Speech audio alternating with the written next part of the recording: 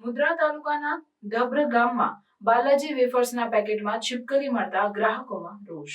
મુદ્રા તાલુકાના ધબ્ર ગામના રહેવાસી લિયાકતભાઈ તુર્કને બાલાજી વેફર્સના પોપરિંગ મસાલા પેકેટમાંથી કડવો અનુભવ થયો, કારણ કે પેકેટમાં છીપકલી મળી આવી. આ ઘટના સ્થાનિક સમુદાયમાં ચિંતા અને ક્રોધનું કારણ બની છે. ખાસ કરીને નાના બાળકોની આરોગ્ય સુરક્ષા અંગે આ પ્રકારની ઘટનાઓ ખાદ્ય ઉત્પાદકોની સ્વચ્છતા અને ગુણવત્તા નિયંત્રણ પ્રત્યેની બેદરકારીને દર્શાવે છે. નાગરિકો માંગ કરી રહ્યા છે કે આ પ્રકારની કંપનીઓ સામે કડક કાર્યવાહી કરવામાં આવે, જેથી ભવિષ્યમાં આવી ઘટનાઓ ન બને અને ગ્રાહકોનું આરોગ્ય સુરક્ષિત રહે. સ્થાનિક આરોગ્ય વિભાગ અને ખાદ્ય સુરક્ષા અધિકારીઓએ ઘટનાની તપાસ શરૂ કરી છે. તેઓ બાલાજી વેફર્સ કંપનીને નોટિસ મોકલીને સ્પષ્ટીકરણ માંગ્યું છે અને ઉત્પાદન પ્રક્રિયામાં સુધારાઓ લાવવા માટે સૂચના આપી છે. જો કંપની નિષ્ઠા દાખવવામાં નિષ્ફળ થશે તો કાનૂની કાર્યવાહી કરવામાં આવશે. ગ્રાહકોને સલાહ આપવામાં આવે છે કે તેઓ ખાદ્ય પેકેટ્સ ખરીદતા પહેલા તેની સમીક્ષા કરે અને કોઈ શંકાસ્પદ વસ્તુ જણાય તો તાત્કાલિક સ્થાનિક આરોગ્ય અધિકારીઓને જાણ કરે. આથી ખાદ્ય ઉત્પાદકોને પણ તેમની ઉત્પાદન પ્રક્રિયામાં કડક સ્વચ્છતા અને ગુણવત્તા નિયંત્રણ જાળવવાની જરૂર છે, જેથી આવી ઘટનાઓ ફરીથી ન બને.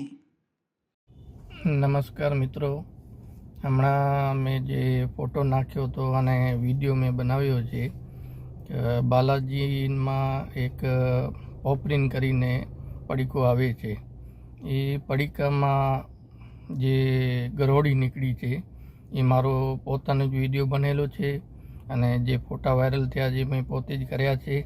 અને જે ગરોળી નીકળી છે એ પડીકો મેં મુન્દ્રામાં ગીતા હોસ્પિટલના બાજુમાં એક નાનકડો દુકાન છે, એ દુકાનમાં મેં પોતે મારા મમ્મીને મારા છોકરા માટે પડીકો લેવા માટે મોકલ્યો હતો અને મારા મમ્મી લઈને આવ્યા હતા. અને જ્યારે અમે એ પડીકો ખોલ્યો તો એમાં પોપરીનમાં ચોટેલી ગરોળી, મોટી ગરોળી, નાની પણ નહોતી, મોટી ગરોળી એવી નીકળી છે.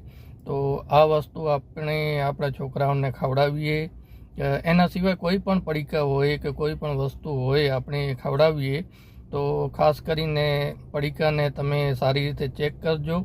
અને આમાં કાંઈ પણ વસ્તુ હોઈ શકે છે.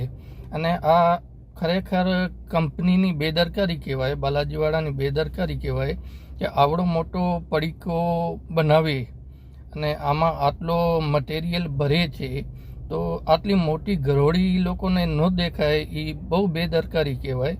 તો ખાસ કરીને હું વિનંતી કરું છું કે બધાય વાલીઓને કે આવું ક્યારે પણ બનાવ બને તો તમે આવી રીતે વિડીયો બનાવી અને તમે આને ક્યાં પણ પોલીસ સ્ટેશનમાં જાણ કરો, ન્યૂઝવાળાને જાણ કરો તો તંત્રને ખબર પડે અને જે કંપનીવાળા આવી રીતે બનાવે છે, બેદરકારીથી બધું કામ હલાવે છે, એ લોકોને પણ ખબર પડે. જય હિન્દ મિત્રો.